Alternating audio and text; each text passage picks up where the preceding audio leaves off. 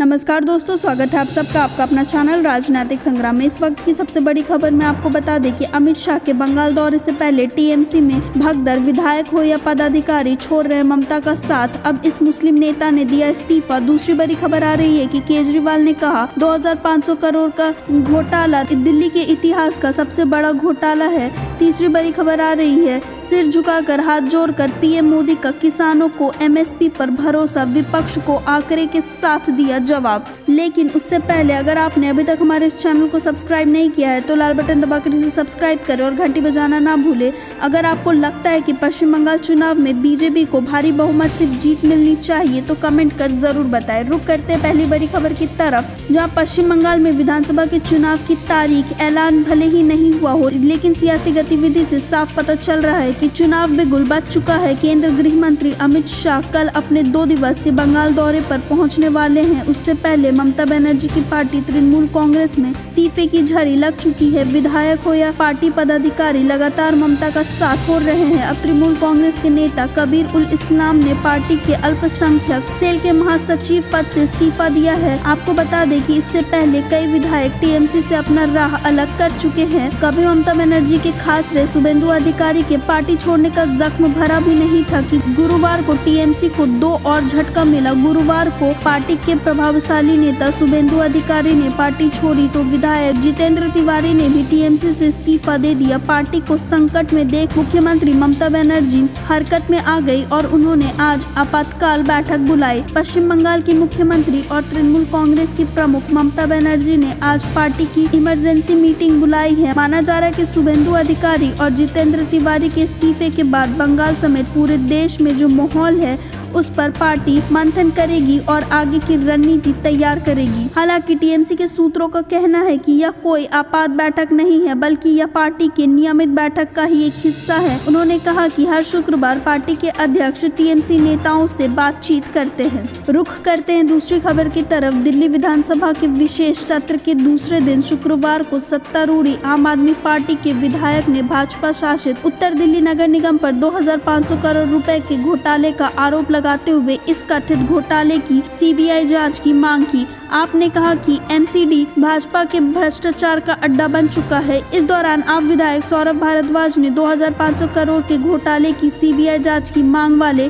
संकल्प पत्र प्रस्ताव आज दिल्ली विधानसभा में सदन के सामने प्रस्तुत किया, जिसे सदन ने पास कर दिया। आप विधायक सौरभ भारद्वाज ने कहा कि बीजेपी के भ्रष्टाचार के लिए बदनाम एनसीडी ने जमानत के 2500 करोड़ का घोटाला किया है। भाजपा वालों की जगह एमसीडी में नहीं बल्कि जेल में है। भारद्वाज ने कहा कि नगर निगम में नए नए तरह के भ्रष्टाचार के मामले सामने आ रहे हैं और भाजपा के सभी पार्षद भ्रष्टाचार में डूबे हुए हैं। सत्र शुरू होते ही आप विधायक ने सदन के बेल में आकर नारेबाजी की। इस दौरान कई आप विधायक भाजपा पर घोटाले के आरोप वाले पोस्टर हाथों में लेकर नारेबाजी कर रहे थे। वहीं केजरीवाल ने कहा कि अगर यह 2500 करोड़ का घोटाला नहीं होता तो इस पैसे में 7500 वार्ड्स के नए अस्पताल बन सकते थे, 12500 मोहल्ले कॉलोनी बन सकते थे। उन्होंने कहा कि यह पैसे दिल्ली की जनता के खून पसीने की कमाई का है, जो उन्होंने एमसीडी को टैक्स के रूप में दिए। इसकी पाई का हिसाब लिया जाना चाहिए। साथ ही उन्होंने कहा कि आज विधानसभा में चर्चा हुई कि किस तरह से भाजपा शासित नगर निगम में 2500 करोड़ का घोटाला हुआ। यह दिल्ली के इतिहास का अब तक का सबसे बड़ा घोटाला है। हम मांग करते हैं कि इसकी सीबीआई जाँच हो और जो भी दोषी है उनको सख्त सजा दी जानी चाहिए। दिल्ली विधानसभा में मुख्यमंत्री अरविंद केजरीवाल ने कहा कि दिल्ली नगर निगम घोटाले और भ्रष्टाचार का अड्डा बन चुका है। उन्होंने कहा कि 2500 करोड़ रुपए का घोटाला तो सिर्फ एक नगर निगम का है, बाकी नगर निगमों का भी यही हाल है। आपको बता दें कि दिल्ली के मुख्यमंत्री अरविंद केजरीवाल के घर के बाहर जारी 3 नगर निगमों के महापौर धरने को लेकर दिल्ली हाई कोर्ट ने गुरुवार को दिल्ली पुलिस के रुख पर कड़ी नाराजगी जताई है। हाई कोर्ट ने कहा कि संविधान के तहत विरोध प्रदर्शन का अधिकार दिया गया है, लेकिन यह गलत मिसाल पेश नहीं किया जाना चाहिए कि कोई भी आवासित क्षेत्र में विरोध प्रदर्शन कर सकता है। रुख करते तीसरी बड़ी खबर की तरफ, जहां कृषि कानून के खिलाफ दिल्ली में हो रहे प्रदर्शन के बीच पीएम नरेंद्र मोदी ने शुक्रवार को मध्य प्रदेश के किसानों के सम्मेलन को संबोधित किया। इस दौरान उन्होंने एक तरफ किसानों के लिए उनकी सरकार के तरफ से किए गए कामकाज को गिनाते हुए अपनी नीयत को गंगा जल और नर्मदा के जल जितने पवित्र बताया, तो विपक्ष पर जमकर पलटवार किया। पीएम ने कहा कि राजनीति करने वालों को दिक्कत बात इस बात की है कि उनके किए गए वादों को मोदी ने कैसे पूरा कर दिया। वह मोदी को मिलने वाले क्रेडिट से परेशान है। पीएम ने किसानों के हर चिंताओं को दूर करने का प्रयास करते हुए कहा कि यदि अभी कुछ किसानों का शक रह गया हो तो उनकी सरकार सिर झुकाकर किसानों के सामने हाथ जोड़कर देश हित में उनके हर मुद्दे पर चर्चा करने को तैयार है। पीएम मोदी ने कहा किसानों की उन मांगों को पूरा किया गया है जिस पर